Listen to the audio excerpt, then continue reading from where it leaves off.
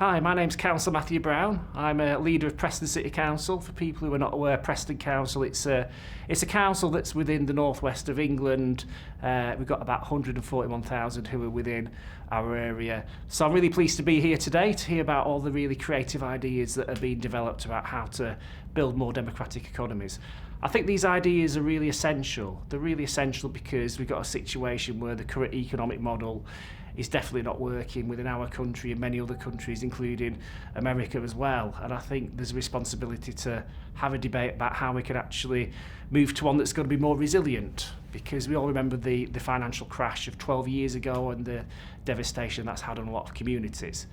So what I'd like to see from this is that we promote the idea of worker-owned businesses that are organised online and other forms of democratic companies as far as we can do. And I think there's a responsibility on everyone, on politicians both nationally and locally and regionally, to promote these ideas, to make sure people have much healthier, longer lives.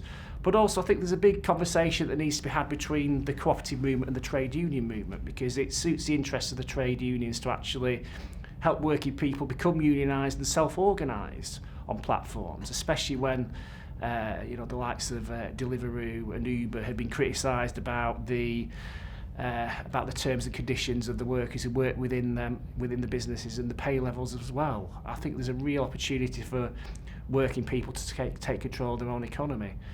There's so many new ideas that are bubbling around under the surface to build a much better future for all of us, and I think this is very key to all of it.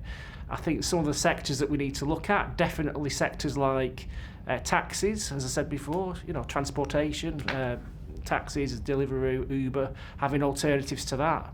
And also I think domestic cleaning, social care potential is one where we can get a lot of people organised in platforms.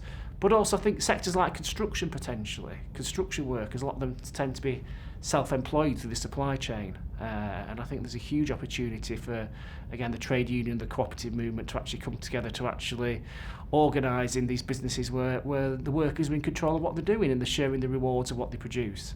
So I'm really pleased to be here. I've only been here for about a day and a half, so I'd love to see a bit more of New York, but it's really good to learn some ideas. So thank you.